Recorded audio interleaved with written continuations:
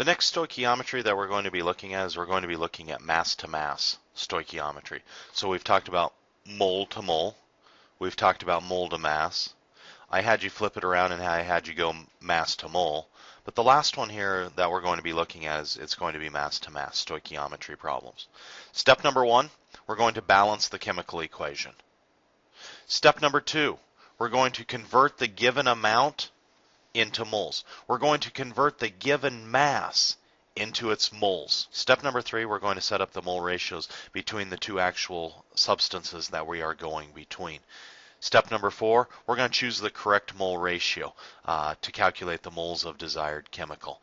Again, what you're going to be doing is selecting the correct mole ratio from the two that we have above. And step number five, we're going to convert from moles back into that final unit. Because this is a mass to mass, we're going to convert from moles back to grams using the molar mass of the substance that we are going to. Looking at this one, again, 6.5 grams of aluminum reacts with an excess amount of oxygen. Because it says excess amount of oxygen, that's irrelevant. We aren't even going to be dealing with oxygen. The question says, how many grams of aluminum oxide are formed? Again, notice grams, grams. Those are both units of mass, so that is why this becomes a mass-to-mass problem. As you read through any of the stoichiometries that we do this year, those words, moles, grams, those are going to help you identify which correct stoichiometry problem this is. Going ahead and starting off with my given, 6.5 grams of aluminum. Going ahead, and again, it says we're going to grams of aluminum oxide. Setting up my railroad track, again, I told you, first step is we had to convert to moles. So 6.5 grams of aluminum, we need grams of aluminum down here, and I said we're going to moles. We look up the molar mass of aluminum, 26.98. Or if you remember, I said we could go to the 10th position there, so 27. Going ahead and crossing off our aluminums. Our next step is, it said that we were going to go between aluminum and aluminum oxide. So we're either going to use the ratio of 4 to 2 or 2 to 4, depending on what we have. So if you notice here, I've got moles of aluminum, so moles of aluminum is going to go down here. So our correct ratio is going to be 2 to 4.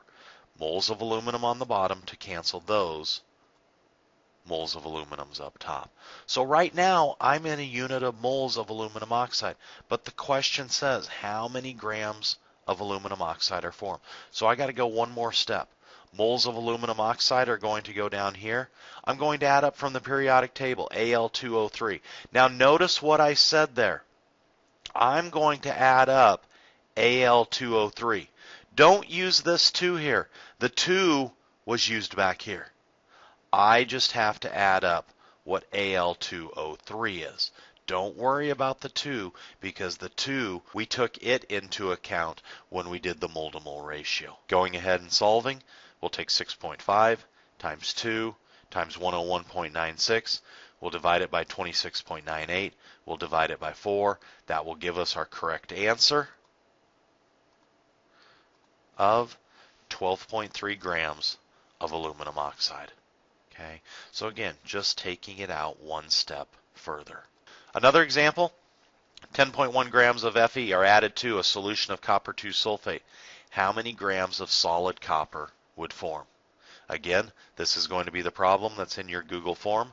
Solve it out and answer in your Google form. How do you get good at stoichiometry? Lots and lots of practice. Okay. You'll see practice in the form of worksheets. You'll see quizzes. We'll do some labs with stoichiometry and stuff like that. But the more you deal with it, the more you practice it, the better you get.